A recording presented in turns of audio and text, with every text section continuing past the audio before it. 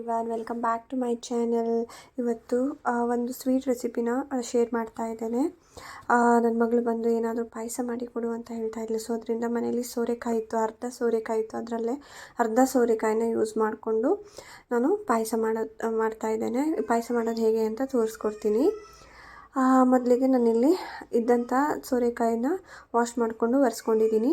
ಹಾಗೆ ಅದರದ ಸಿಪ್ಪೆ ಎಲ್ಲ ನಾನಿಲ್ಲಿ ರಿಮೂವ್ ಮಾಡ್ತಾ ಇದ್ದೇನೆ. ಇದು ತುಂಬ ಎಳೆ ಸೋರೆಕಾಯಿ ಆಗಿರೋದ್ರಿಂದ ಮಿಡ್ಲಲ್ಲಿರುವಂತಹ ಏನು ಸೀಡ್ಸ್ ಇದೆ ಅದು ಜಾಸ್ತಿ ತೆಗಿಬೇಕು ಅಂತ ಏನೂ ಇಲ್ಲ, ಸ್ವಲ್ಪನೇ ತೆಕ್ಕೊಂಡ್ರೂ ಸಾಕಾಗುತ್ತೆ. ನಾನು ಇದನ್ನು ಚಿಕ್ಕದಾಗಿ ಹೆಚ್ಕೊಳ್ತಾ ಇದ್ದೇನೆ. ಎಲ್ಲ ಸೋರೆಕಾಯಿನೂ ಚಿಕ್ಕದಾಗಿ ಹೆಚ್ಕೊಂಡು ನೀರಿಗೆ ಹಾಕಿ ಇಟ್ಕೊಳ್ಳಿ. ನೋಡಿ, ಇಷ್ಟು ಚಿಕ್ಕದಾಗಿ ನೀವು ಕಟ್ ಮಾಡ್ಕೊಳ್ಳಿ. ನಿಮಗೆ ದೊಡ್ಡ ಸೈಜ್ ಬೇಕು ಅಂದರೆ ನೀವು ಕಟ್ ಮಾಡ್ಕೋಬೋದು, ಬಟ್ ಚಿಕ್ಕದು ಮಾಡಿಕೊಂಡ್ರೆ ತಿನ್ನೋದಕ್ಕೆ ತುಂಬಾ ಚೆನ್ನಾಗಿ ಬರುತ್ತೆ. ಸೊ ಅದರಿಂದ ಸ್ವಲ್ಪ ಚಿಕ್ಕದಾಗಿ ಮಾಡ್ಕೊಳ್ಳಿ. ನೋಡಿ, ನಂದೆಲ್ಲ ಎಲ್ಲ ಸೋರೆಕಾಯಿನೂ ಕಟ್ ಆಗಿದೆ. ನಾನು ಇದನ್ನು ಕಟ್ ಮಾಡ್ಕೊಂಡಂತಹ ಸೋರೆಕಾಯಿನ ಒಂದು ಸಲ ನೀರಿಗೆ ಹಾಕ್ಕೊಂಡು ಅದನ್ನು ವಾಶ್ ಮಾಡಿ ನೀರನ್ನು ಚೇಂಜ್ ಮಾಡ್ತಾ ಇದ್ದೇನೆ. ಹಾಗೆ ಸೋರೆಕಾಯಿ ಮುಳುಗುವಷ್ಟು ನೀರನ್ನು ಹಾಕ್ಕೊಂಡು ಇದನ್ನು ಗ್ಯಾಸ್ ಸ್ಟವ್ ಮೇಲೆ ಇಡ್ತಾ ಇದ್ದೇನೆ. ಇದನ್ನು ನಾನು ಚಿಕ್ಕ ಉರಿಯಲ್ಲೇ ಫ್ಲೇಮಲ್ಲಿ ಇಟ್ಕೊಂಡು ಇದನ್ನು ಬೇಯಿಸ್ತಾ ಇದ್ದೇನೆ. ಇದು ಚೆನ್ನಾಗಿ ಬೇಯೋ ತನಕ ನಾವು ಇದಕ್ಕೆ ಬೇಕಾಗಿರುವಂತಹ ಐಟಮ್ಸ್ನೆಲ್ಲ ರೆಡಿ ಮಾಡ್ಕೊಳ್ಳೋಣ. ಇದಕ್ಕೆ ನಾವು ಯೂಶ್ವಲಿ ಕಾಯಿ ರಸನ ಹಾಕ್ತೇವೆ. ಸೊ ಅದನ್ನೆಲ್ಲ ನಾವು ರೆಡಿ ಮಾಡ್ಕೊಳ್ಳೋಣ. ಒಂದು ಲಿಡ್ನ ಕ್ಲೋಸ್ ಮಾಡಿಬಿಟ್ಟು ಅದನ್ನು ಬೇಯಿಸೋದಕ್ಕೆ ಇಟ್ಟಿದ್ದೀನಿ ಲೋ ಫ್ಲೇಮಲ್ಲಿ. ಇಲ್ಲಿ ನಾನು ಒಂದು 300 ಗ್ರಾಮ್ ಆಗುವಷ್ಟು ಬೆಲ್ಲವನ್ನು ತೊಗೊಂಡಿದ್ದೀನಿ. ನಿಮಗೆ ಸ್ವೀಟ್ ಜಾಸ್ತಿ ಬೇಕಂದರೆ ನೀವು ಸ್ವಲ್ಪ ಜಾಸ್ತಿ ಹಾಕೋಬೋದು. ನನ್ನ ಮಗಳು ಜಾಸ್ತಿ ಸ್ವೀಟ್ ತಿನ್ನೋದಿಲ್ಲ.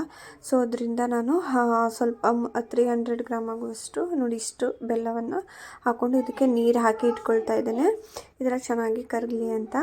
ಹಾಗೆ ಇಲ್ಲಿ 2 ಚಮಚ ಅಕ್ಕಿಯನ್ನು ತೊಗೊಂಡಿದ್ದೀನಿ. ಅಕ್ಕಿನ ವಾಶ್ ಮಾಡಿಬಿಟ್ಟು ಇದನ್ನು ಒಂದು ಅರ್ಧ ಗಂಟೆ ಇದನ್ನು ನೆನೆಸಿಡಬೇಕು. ಹಾಗೆ ಇದನ್ನು ಸಹ ನಾನಿಲ್ಲಿ ನೆನೆಸಿಟ್ಕೊಳ್ತಾ ಇದ್ದೇನೆ. ಅಲ್ಲಿ ತನಕ ನಾವು ಇವಾಗ ತೆಂಗಿನಕಾಯಿಯನ್ನು ತುರ್ಕೊಳ್ಳೋಣ. ಹಾಗೆ ಇವಾಗ ಒಂದ್ಸಲ ನಾನು ಚೆಕ್ ಮಾಡ್ಕೊಳ್ತಾ ಇದ್ದೇನೆ ಸೋರೆಕಾಯಿ ಎಲ್ಲ. ಸೊ ಇದು ಒಂದು ಕುದಿ ಬಂದಿದೆ. ಹಾಗೆ ಲೋ ಫ್ಲೇಮಲ್ಲಿ ಇಟ್ಟು ಇದನ್ನು ಚೆನ್ನಾಗಿ ಕುದಿಸ್ಕೊಳ್ಳಿ.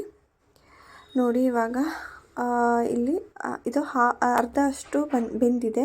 ಇವಾಗ ಇದಕ್ಕೆ ನಾನು ಬೆಲ್ಲವನ್ನು ಸೇರಿಸ್ಕೊಳ್ತಾ ಇದ್ದೇನೆ. ಅರ್ಧ ಬೆಂದಾಗಲೇ ಬೆಲ್ಲ ಸೇರಿಸ್ಕೊಳ್ಳೋದ್ರಿಂದ ಎಲ್ಲ ಬೆಲ್ಲದ ರುಚಿ ಸೋರೆಕಾಯಿ ಏನಿರುತ್ತೆ ಅದು ಹೀರ್ಕೊಳ್ಳುತ್ತೆ. ಸೊ ಪಾಯಸ ತುಂಬಾ ಟೇಸ್ಟಿಯಾಗಿ ಬರುತ್ತೆ. ಸೊ ಅದರಿಂದ ಹಾಗೆ ನಾನು ಇವಾಗ ಇಲ್ಲಿ ತೆಂಗಿನಕಾಯಿಯನ್ನು ತುರ್ಕೊಳ್ತಾ ಇದ್ದೇನೆ. ನಾನಿಲ್ಲಿ ಸ್ವಲ್ಪ ತೆಂಗಿನಕಾಯಿಯನ್ನು ತೊಗೊಂಡಿದ್ದೀನಿ. ಹಾಗೆ ಸ್ವಲ್ಪ ಗಸಗಸೆಯನ್ನು ತೊಗೊಂಡಿದ್ದೀನಿ, ಸ್ವಲ್ಪ ಬಾದಾಮಿ ಗೋಡಂಬಿಯನ್ನು ತೊಗೊಂಡಿದ್ದೀನಿ, ಜೊತೆಗೆ ಸ್ವಲ್ಪ ಇದು ನೆನೆಸಿಟ್ಕೊಂಡಂಥ ಅಕ್ಕಿ. ಇದೆಲ್ಲ ಆದಮೇಲೆ ನಾನು ಮಿಕ್ಸಿ ಜಾರಿಗೆ ನೆನೆಸಿಟ್ಕೊಂಡಂಥ ಅಕ್ಕಿಯನ್ನು ಹಾಕ್ಕೊಳ್ತಾ ಇದ್ದೇನೆ, ಜೊತೆಗೆ ಡ್ರೈ ಫ್ರೂಟ್ಸ್ನ ಹಾಕ್ತಾ ಇದ್ದೇನೆ. ಹಾಗೆ ಸ್ವಲ್ಪ ಗಸಗಸೆಯನ್ನು ಹಾಕ್ಕೊಂಡು ಸ್ವಲ್ಪ ತೆಂಗಿನಕಾಯಿ ತುರಿಯನ್ನು ಹಾಕ್ಕೊಂಡು ನಾನಿಲ್ಲಿ ಇದನ್ನು 2 ಏಲಕ್ಕಿ ಹಾಕ್ಕೊಂಡು ಚೆನ್ನಾಗಿ ರುಬ್ಕೊಂಡು ಬಂದಿದ್ದೀನಿ. ರುಬ್ಕೊಂಡು ಬಂದಂಥ ಮಿಶ್ರಣವನ್ನು ಒಂದು ಪಾತ್ರೆಗೆ ನಾನಿಲ್ಲಿ ಹಾಕ್ಕೊಳ್ತಾ ಇದ್ದೇನೆ. ಇವಾಗ ಉಳಿದಂತಹ ಏನು ಕಾಯಿ ತುರಿ ಇತ್ತು ಇದನ್ನು ಚೆನ್ನಾಗಿ ರುಬ್ಕೊಂಡು ನುಣ್ಣಗೆ ರುಬ್ಕೊಂಡು ಇದ್ರ ನೀರು ತೆಕ್ಕೊಂಡು ಹಾಕ್ಕೊಂಡ್ರೆ ಆಯಿತು. ನೀವು 1-2 ಸಲ ಈ ರೀತಿ ಮಾಡ್ಕೋಬೋದು. ನಾನಿಲ್ಲಿ ರುಬ್ಕೊಂಡು ಬಂದಿದ್ದೀನಿ ನೋಡಿ. ಇವಾಗ ಸ್ಟ್ರೈನರ್ನಿಂದ ನಾನು ಇದನ್ನು ಸ್ಟ್ರೈನ್ ಮಾಡ್ಕೊಳ್ತಾ ಇದ್ದೇನೆ. ಹಾಗೆ ಏನು ಎಕ್ಸ್ಟ್ರಾ ಇರುತ್ತೋ ಅದಕ್ಕೆ ಸ್ವಲ್ಪ ನೀರನ್ನೆಲ್ಲ ಹಾಕ್ಕೊಂಡು ಇದನ್ನು ಚೆನ್ನಾಗಿ ನಾನು ಕಾಯಿ ಹಾಲನ್ನು ತೆಗೆದು ಇಟ್ಕೊಳ್ತಾ ಇದ್ದೇನೆ. ಈ ರೀತಿ ಎಲ್ಲ ಕಾಯಿ ಹಾಲೆಲ್ಲ ತೆಗೆದಿಟ್ಕೊಂಡು ಆದಮೇಲೆ ಇದನ್ನು ಚೆನ್ನಾಗಿ ಮಿಕ್ಸ್ ಮಾಡ್ಕೊಳ್ಳಿ. 2 ಚೆನ್ನಾಗಿ ಮಿಕ್ಸ್ ಆಗಲಿ.